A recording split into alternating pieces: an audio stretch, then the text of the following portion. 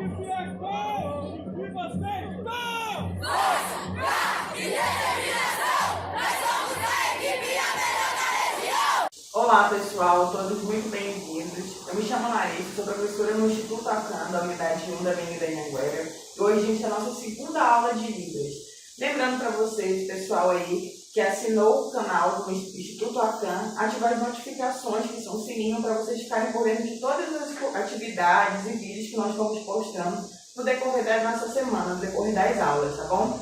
Então, olha, nossa segunda aula, nossa primeira aula, a gente falou sobre o quê? A gente falou sobre uma revisão do que nós já tínhamos vistos pessoalmente, no caso foi alfabeto, número, família, calendário, cores. Hoje a gente vai falar sobre o quê? A gente vai falar sobre a variação da língua de sinais no Brasil e também sobre as regras gramaticais como a língua possui, como qualquer outra. A Libras também é complexa, né? Então, fala de Libras, o conteúdo, regras da Libras e variação da língua de sinais. A Libras possui regras gramaticais? Já me perguntaram diversas vezes se a língua de sinais ela é complexa, né? Se ela possui regras, se ela tem algum tipo de dicas. E sim, ela é complexa como qualquer outra língua, né? Como a gente vê, é uma língua que possui suas próprias regras gramaticais. Os sinais são formados a partir de parâmetros com a combinação dos movimentos com a mão em determinado lugar. Então, como assim? A Libras ela é complexa como qualquer outro idioma. E ela também possui em relação às suas regras gramaticais, né? Os sinais eles são formados a partir de movimentos que o quê? Que acabam se tornando a língua, né? Como eu já mostrei para vocês, a nossa língua ela foi oficialmente dada como lei no ano de 2002. Então, é uma lei muito recente, né? Que a Libras ela é classificada como língua, né? Como segundo idioma. Os sinais variam de acordo com o contexto que o sujeito está inserido. Então, assim como o Brasil é gigante, a Libras também existem pessoas de fala em qualquer lugar, né? Seja no sul, seja no sudeste, no nordeste, a Libras ela tem o seu também, vamos dizer, o seu sotaque, né? Assim como a língua, por exemplo, ouvinte, como o português, como a gente fala, a língua de sinais ela também possui a variação dela, né? Como assim? Existe o sotaque, existem às vezes o mesmo movimento com sinais diferentes, né? Isso é o quê? Isso é a língua, ela é mutável, né? A sociedade, é a população que modifica ela de acordo com o que a pessoa está inserida. A Libras ela não é universal. Muita gente me pergunta, professora, a Libras ela é uma língua para todo mundo? Não, né? Como todo mundo sabe, todo mundo é diferente, todo mundo fala de uma maneira diferente e a Libras não deixa de ser diferente também, né? Então, o que acontece? Eu posso ser uma pessoa surda, que mora no norte do Brasil, e posso me mudar, por exemplo, para o centro-oeste. Então, o que acontece? Vou ter alguns sinais que vão ser decorrentes da minha região e eu vou chegar, por exemplo, aqui no centro-oeste e vai ver, às vezes, os mesmos sinais de outra maneira. Então, o que é isso que acontece? Às vezes é o sotaque, né? Em relação à língua de sinais, logo gestual. Ó, como eu estava falando, variação da língua. As línguas surdas se modificam de acordo com cada comunidade. Então, por exemplo, como na língua ouvinte o português a gente tem um sotaque, na Libras também existe o sotaque, né? Por exemplo, eu dou muito o exemplo de banco, né? Banco, você faz o P com a mão. No Nordeste, banco é assim. Já no Sul, banco é na palma da mão. Então, para vocês verem que ocorre variação linguística no Brasil e em qualquer cidade que você frequente, né? Olha, exemplo, a ASL, que é a American Sign Language, o que acontece? Lá é a língua americana de sinais. Aqui, a sigla Libras só é Libras porque a gente está no Brasil. Se nós morássemos em outro país, a sigla seria outra, né? Por exemplo, a LSF, que é a língua francesa de sinais, que é no qual a Libras ela possui a base, como eu já falei para vocês na primeira aula. A Libras aqui, ela é relacionada ao quê? A base dela é francesa. Então, a gente tem alguns sinais que são muito parecidos com alguns sinais franceses, da língua francesa de sinais, tá? Então, a variação da língua ocorre e ocorre também a variação regional. O que é uma variação regional? Foi o que eu falei em relação ao sotaque. Às vezes é o mesmo gesto, né? Às vezes são gestos diferentes, mas que possuem o mesmo significado. São vários sinais diferentes que possuem o mesmo significado, que eu acabei de dizer, e o exemplo que eu dei em relação ao banco, né? Banco se fala sobre a mesma coisa, só que os sinais são diferentes de acordo com a região. Por exemplo, no Nordeste, banco, e no Sul, banco. A variação ocorre a cada região do país. Então, por exemplo, como a professora Sara falou na primeira aula dela em relação ao português, existe o quê? A variação linguística da Libras também. Como assim? Como a mandioca, macaxeira, o aipim. É a mesma coisa, só que com nomes diferentes. Então, a mesma coisa acontece com a Libras também, como eu dei o exemplo do banco. Agora eu vou passar um videozinho para vocês que fala um pouco mais sobre isso, e a pessoa é uma pessoa ouvinte e ela explica um pouco sobre a variação regional da língua surda. Então, já já a gente se vê. E aí galera ligada no canal, tudo bem com vocês? Hoje nós vamos falar sobre um assunto bastante recorrente, o regionalismo na língua brasileira de sinais. Tá esperto? Então se liga nas mãos.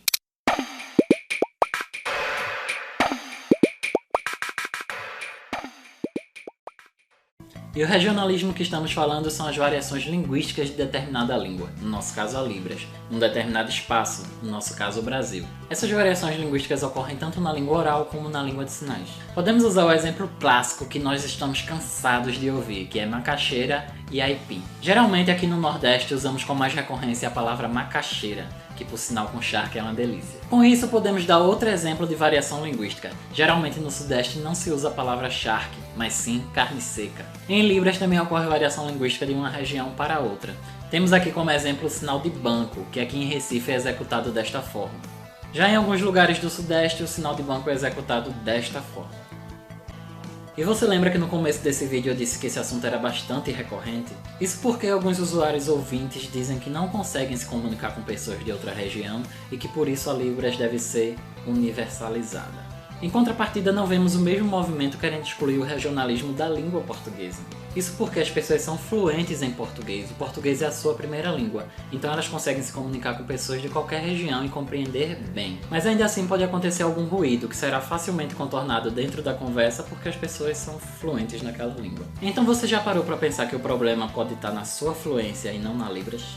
Assim como na língua portuguesa, os ruídos de comunicação em Libras também são facilmente contornados. Ou dá um pouquinho de trabalho, mas dá para contornar. Para a linguística, o regionalismo não é visto como prejuízo à comunicação. Isso porque ele comprova a organicidade da língua, ela não está encerrada em dicionários e gramáticas. Ela está viva na boca e nas mãos do povo. A sociolinguística ainda afirma que, além da distância, outros fatores externos contribuem para essa variação linguística, como classe social, idade, sexo e o próprio contexto no qual o indivíduo está inserido. A variação linguística não está restrita de região para região, ela pode acontecer até mesmo dentro do próprio estado. No estado da Paraíba, mais especificamente na cidade de João Pessoa, o sinal de bom dia é executado dessa forma.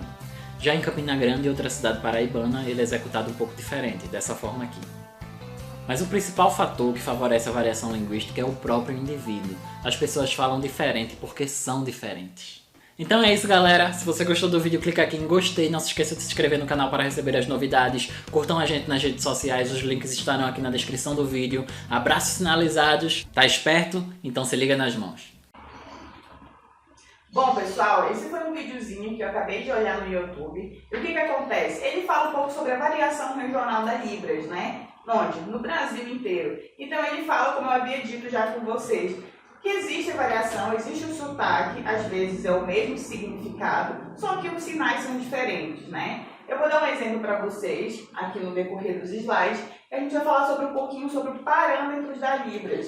O que é isso, professora? Parâmetros? Parâmetros não são nada mais, nada menos do que leis, são regras, né? Então vamos se interpretar assim, regras da língua. Como eu falei para vocês, a Libras de sinais ela possui a mesma complexidade como qualquer outra língua. A gente pode falar sobre política, artes, filosofia, matemática, sobre qualquer coisa, falando a língua de sinais, gestual, não tem problema, né? É uma cultura que tem muitas pessoas que são surdas e a gente não dá tanta visibilidade, né? Mas o que a gente tem que entender é que o parâmetro das Libras ele é fundamental para que a gente ocorra o entendimento dela de uma maneira fluida, né? Então, olha, são 5 parâmetros. O primeiro, configuração das mãos. Como é que a sua mão é articulada, né? O ponto de articulação, onde que ela é feita. Se é no peito, se é na testa, se é no ponto neutro. A orientação, se é para cima, se é para baixo. Movimento, onde que é feito o movimento, né? E a expressão corporal facial, que é fundamental, como eu já falei para vocês diversas vezes. Às vezes você pode até não saber Libras, mas se você gesticula de uma expressão facial corporal de uma maneira que o surdo entenda, você já está se comunicando, né? Então, parâmetros da língua. A primeira é a configuração das mãos. A configuração da mão é adotada pelas suas mãos, né, como resultado da posição dos dedos. Cada configuração pode ser feita pela mão dominante, a mão direita para os destros e a esquerda para os canhotos, ou pelas duas, dependendo do sinal. Então, o que acontece? Quando a gente fala de configuração das mãos, a gente está falando sobre o quê? Sobre onde que as mãos vão ser colocadas, né? A letra S, ela pode ser diversas coisas, né? Como dar um exemplo aqui. Configuração da mão é a letra S, mas ela pode fazer vários significados. Por exemplo, aprender, sábado, desodorante. Então, para vocês verem, uma configuração da mão funciona o quê? Diversos tipos de sinais, né? Outra, o ponto de articulação. Um ponto muito importante para saber onde que acontece. Esse parâmetro indica onde o sinal ele pode ser realizado. Ele é delimitado pela extensão máxima dos braços, logo aqui. E do emissor ocorre o tocar de alguma parte do seu corpo ou espaço da região neutra. Então, como assim? O ponto de articulação é onde que o sinal ele vai ser realizado. Se vai ser na parte neutra, que é essa parte da sua cabeça, do seu tronco, na frente, ou na extensão dos seus braços, né? Então, onde que o ponto de articulação vai ser feito? Por exemplo, trabalhar. Trabalhar. Onde que é o espaço? Está sendo feito no espaço neutro, né? Não está tendo contato com nenhuma parte do meu corpo. Então, o ponto de articulação é no espaço neutro. Brincar, mesma coisa. Espaço neutro. E paquerar. Então, o que acontece? São 3 sinais pouco parecidos. A única coisa que eles têm em comum é que ele é realizado no espaço neutro, que é na parte do seu tórax, na parte da sua cabeça.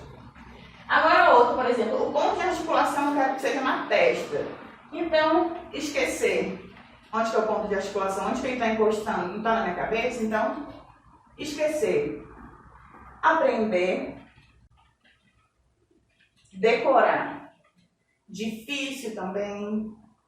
Esquecer, lembrar, né? Então, o que acontece? O ponto de articulação foi na testa.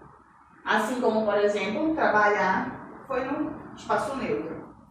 Então, o ponto de articulação é onde que o sinal vai ser realizado, tá bom? Terceiro, a articulação. A articulação é o plano, uma direção para onde que a mão está sendo orientada. Então, quando a gente fala, como eu já falei para vocês diversas vezes, quando a gente fala com uma pessoa, a palma da mão tem que ser direcionada para ela. Se eu estou falando de mim, o movimento será para mim, né? Então, a articulação você fala se ela vai ou se ela volta. Aqui dá um exemplo. Articulação ir e vir, né? Então, qual que é a articulação? Qual que é o movimento que as minhas mãos fazem? É de ir e voltar, né? Então, tem lógica, sim, para as pessoas surdas, tá? São fundamentais. Por exemplo, também subir e descer, né? Sentar e em pé. Então, o que acontece? É para onde que a articulação está sendo direcionada. Se é para frente, se é para trás, se é passado, se é futuro, né? Acender, apagar. Acender, apagar, né? Então, o que acontece? Olha, o ponto de articulação é feito no espaço neutro. E a articulação dele é para baixo. Então, acender e apagar. É a mesma coisa de abrir e fechar. Então, qual que é o movimento? Abrir e fechar, né? Mesma coisa de subir e descer. Isso que é articulação. 4. O movimento, né? Alguns sinais são estáticos no local e outros contêm algum movimento. Dessa forma, podemos entender que o parâmetro de movimento refere-se ao modo de como as mãos estão se movimentando ou não. Então, existem alguns sinais que eles são o quê? Eles são fixos, eles não têm movimento, eles não possuem. Outros não, outros já possuem movimento e é necessário que ocorra movimento para que aquele sinal seja representado com o mesmo significado. Então, quem tem movimento? Rir. Eu preciso balançar minha mão e sorrir. A expressão facial é super importante nessa hora, né? Então, rir. Outro, chorar. Eu, triste, choro, né? E outro, conhecer. Você vai fazer o 4 na mão, conhecer. Precisa ter movimento para você entender que, por exemplo, é um prazer conhecer você. Então, conhecer. O que não tem movimento, como a gente está falando de movimento, os que possuem, por exemplo, chorar, rir, né? E conhecer. Agora, os sinais que não possuem movimento, como a gente estava falando, são estáticos, né? Em pé. Em pé. Eu, sentada. Sem movimento. Só um. Em pé, sentar. E ajoelhar também. Então, isso aqui são só uns exemplos para vocês se identificarem, para vocês terem alguns exemplos, para saber em relação aos sinais. Então, movimento são os que possuem, alguns não, outros sim. Expressão facial, uma das mais importantes. Por quê? Porque ela possibilita a gente conversar com o surdo mesmo não sabendo as Libras, né? Às vezes, sei lá, ele vem pedir uma dúvida, vem questionar uma dúvida em relação, sei lá, um endereço, e você não sabe. Aí como você vai falar que você não sabe Libras? Você vai... A parte de expressão facial é a parte mais importante, tá? Também chamados de componentes não manuais, inclui o uso das expressões faciais, linguagem corporal, movimento da cabeça e olhares. Então, como a Libras ela não possui som, a parte principal dela é a parte da expressão facial e corporal. Às vezes a gente não sabe a língua, mas a gente se fazer a expressão, às vezes a pessoa entende, né? Então aqui, triste, alegre, tédio, muito tédio, né? Então o que acontece? A expressão facial é muito importante para que o surdo entenda o que você está falando. Alguns verbos também que a gente pegou, que eu peguei, alguns alunos me perguntam muito, que às vezes querem criar um diálogo e não sabem pelo menos usar um verbo ou não, né? Então eu coloquei aqui alguns aleatoriamente. Querer, não querer. Querer, não querer. E olha como a expressão facial é importante, né? Eu quero, não quero. Então você tem que o quê? Você tem que modificar a sua expressão facial e corporal também. Outra, gostar. Eu gosto daquela pessoa, né? Então, gostar, não gostar. Não gosto. Então o que acontece? Expressão facial, corporal, o movimento, a articulação, que é o movimento redondado, e o ponto de articulação, que eu acabei de falar, que foram as 5 regras, né, principais da língua de sinais. Então, gostar, não gostar. Agora, ter, não ter. Poder, não poder. Poder, não poder. Esses são alguns verbos soltos, tá? Para vocês entenderem. E só para vocês começarem a montar algum tipo de diálogo para vocês, ok? Saber, não saber. Agora, ensinar. Ensinar. Aprender. Então, está procurando algum endereço? Falar e não falar, tá? E vir, né? Como eu dei o exemplo para vocês logo ainda agora, que o movimento de ir e voltar, desculpar, me desculpe, né? Ou então, por exemplo, conhecer, né? Conhecer, aprender, ensinar, ter, querer, não querer, gostar, ver, escrever. Então, o quê? Esse foi alguma das regras, alguns parâmetros da língua de sinais, né, que são fundamentais para que a gente ocorra, para que a gente entenda que a Libras ela é complexa, como qualquer outro idioma, né? Quando a gente aprende a falar Libras, a gesticular Libras, melhor dizendo, a gente se torna uma pessoa bilíngue, né? Como assim, professora? Você se torna bilíngue, né? Como eu falei para vocês, a lei ela foi articulada em 2002 e a partir de 2002 a Libras, a língua de sinais brasileiras, ela foi oficialmente dada como língua. Então, a partir do momento que você aprende uma nova língua, você se torna bilíngue, né? Ou, sei lá, às vezes você sabe português, inglês, francês, já é um poliglota, mas tem que ser o quê? Tem que ser de nível intermediário, né? O básico não basta. Então, como eu falei para vocês, é fundamental que ocorra o entendimento desde o princípio, do alfabeto, família, número, até a parte dos verbos e a criação de novos diálogos, tá bom?